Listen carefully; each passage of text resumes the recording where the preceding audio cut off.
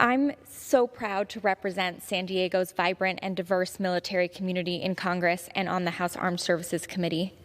And when I go home and talk to my constituents, they ask me what I'm doing to make sure their loved ones are taken care of, that they're going to be safe, not just when they're deployed abroad, but when they're here at home.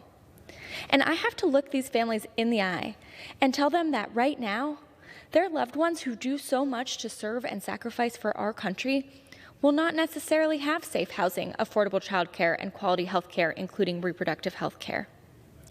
We owe our service members so much more.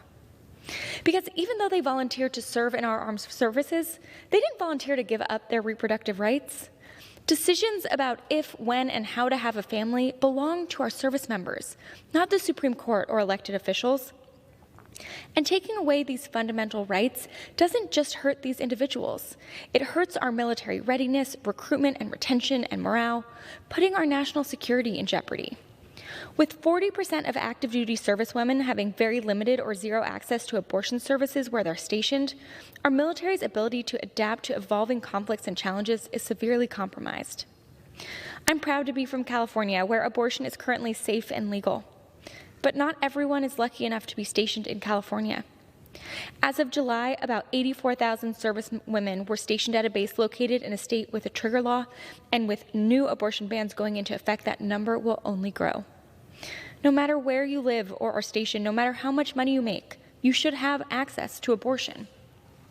And the truth is that none of us can take our existing state laws for granted, because a Republican majority in Congress or a Republican president will push for a national abortion ban. And this isn't even a secret. They literally already introduced it. And we also need to remember that even before the Supreme Court took away our constitutional right to abortion, service members faced huge barriers to accessing necessary reproductive health care. DoD already couldn't provide or pay for abortions in most circumstances, and service members looking for care off base were limited by restrictions on travel. And after jobs, abortion access is even harder for service members.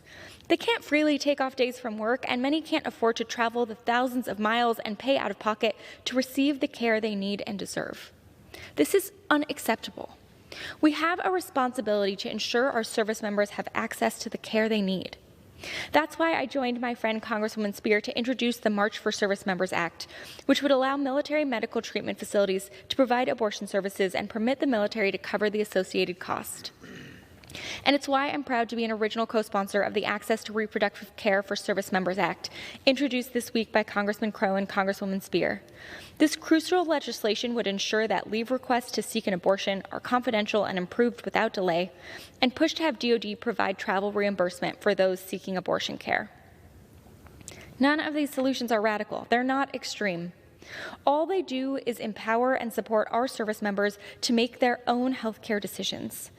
And when we've already asked our service members to put their lives on the line for our freedom, we cannot and should not take away theirs. Thank you so much, Madam Chair. I yield back.